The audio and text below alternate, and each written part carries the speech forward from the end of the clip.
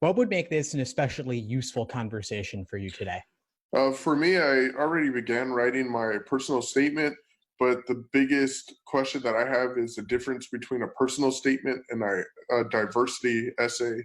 When I first started this, I wrote like a rough draft. I wrote probably about three different essays, and then I started looking online for different examples.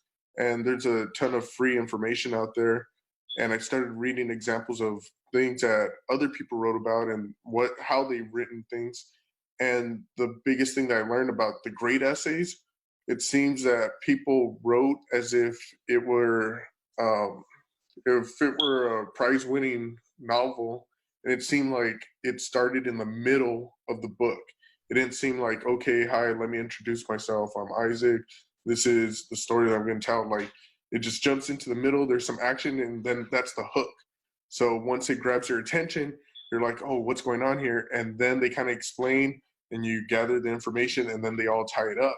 So I decided to go that route. And the essay that I first started out with, I use that more as a diversity statement now. And then the personal statement that I started with, or that I changed over to, I decided to go with one story of how I was recently shot. And I ended up going to the hospital for that. And I was actually attending an unaccredited law school, and I dropped out, and now I'm looking to go into an accredited law school now that I know the difference between the two. And I learned a lot about myself just from that experience, having to learn how to walk again.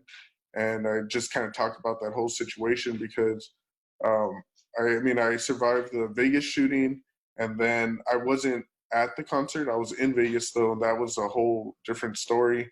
And then after a month later, I ended up getting shot hanging out with my friends, and one of my friends passed away. And that whole adversity that I had to overcome through, I think that's a great story to talk about.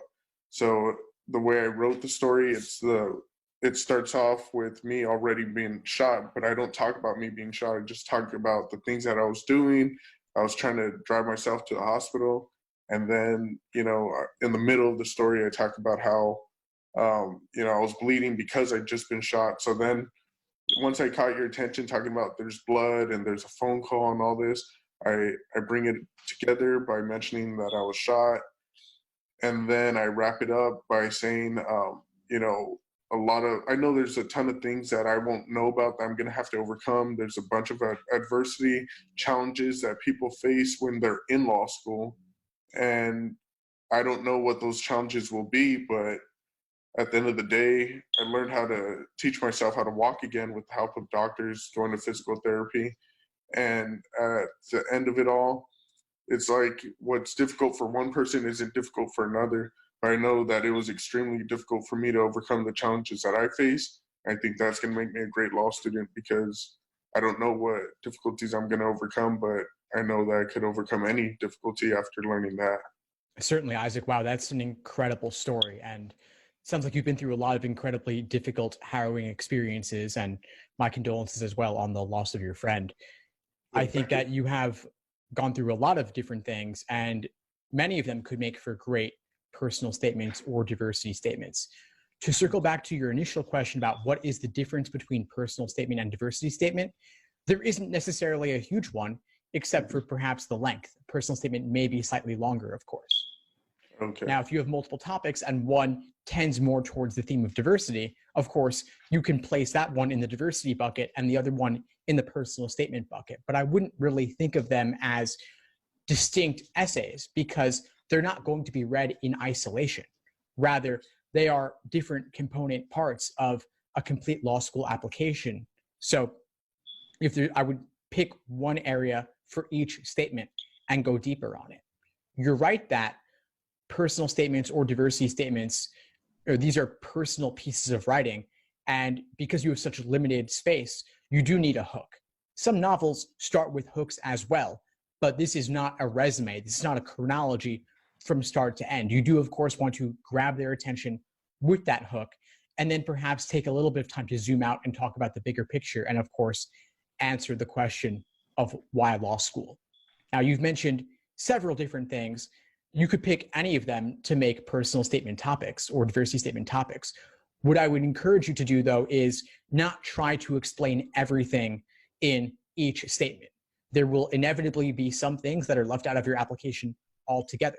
Some of them might be covered in the resume, but some might not be. And so when you were describing the different experiences that you've had, I know you were just telling me your background, but I wouldn't want that to be how a statement read, because then you run the risk of a laundry list, simply listing everything that happened from start to finish. Some details will be left out. I think the idea of getting shot, that is, of course, a unique experience. And if you said that it was not in the statement, I might think about including that in some way, because that does speak to the gravity of the situation that you underwent. How does that strike you? Oh yeah, no, I do mention it, but I mention it more in the middle of the probably the second paragraph or third paragraph, somewhere along there. And that's exactly where I was going with, because my diversity statement just seems like it's a laundry list, where my personal statement, it just seems like it's dead on right now. I really haven't shown it to anybody. I had one person read through, and then there was just some minor changes that they mentioned, so I made those corrections. But other than that, it's more like the diversity statement right now seems to be where it's like not coherent, and my personal statement just seems to be on point. But yeah, there was a lot of details that I left out, just because it's limited to 2 pages, double spaced. And when I wrote it, well, I mean, there's a few schools that will take 3 pages, but I feel like less is more in this situation. So I just try to keep it as concise as possible. So I think I'm really close to being there on the personal statement. And then the diversity statement, that's where it's like, okay, what makes me diverse? I feel that there's like 20 different things that makes me unique. And it's like, how do I explain all of this in 2 pages without rambling on? And I'm not mentioning things that are on my resume, because I don't feel like, okay, me working at a bank and then working over here and working over there, that's really diversity. For me, it was more of my background, like being raised at a trailer park. Like a lot of people talk about growing up poor or whatever, but it's like I don't hear about anyone coming from a trailer park. And growing up, the only person I thought I knew that grew up from a trailer park was Kid Rock. And then years later, come find out he had like this 5-acre estate. It's like, okay, that was all a hoax. Like that guy never spent a day in a trailer, you know? So I think that makes me unique. And so I decided to put that All right, in. so let's hold up right there for a second, Isaac. Yeah. So trailer park, you're the background in which you were raised. That right there, you said that there were several different things you were talking about in the diversity statement, but the one thing you mentioned to me now was the trailer park. So what if you spent the entire statement just focusing on that? Yeah, I think that would be great. It's just like, then I also want to talk about, you know, the high school that I went to being underprivileged, and, you know, there's just so many different things, but I think you're dead on, just sticking to one topic, kind of like how I did on the personal statement. That's probably going to be much more effective. And there are places in your resume you can hint at other things if you want to. So if there are other activities that relate to diversity in some way, maybe you can work them in. Or you can even have a section on hobbies, interests, activities, and you can make certain allusions there depending on what you've done that can hint at diversity as well. Okay, great. Yeah, I think that's dead on.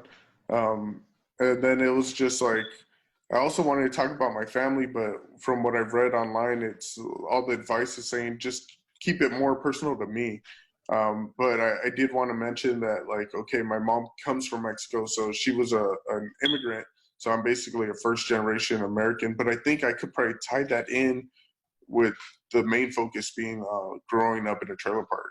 You can in one phrase, first generation. If you just say that, that contains a lot of information. And you can mention your mom in passing, because you're growing up in the trailer park inevitably raises the topic of your background and your family. So there is space to mention them in passing, but as you said, the focus should be on you. Definitely, that sounds great. I think that's a huge benefit, just knowing that. Excellent. So how many words is the diversity statement right now? Let's see. Or for the diversity statement, I'm not sure. I should be able to. I have it up here. Let me pull it up. Well, just ballpark. Is it 300 words, 500 words, 1,000? I would say probably 700 words or so. It's 2 pages, double space. Okay. Size 12 font, Times New Roman.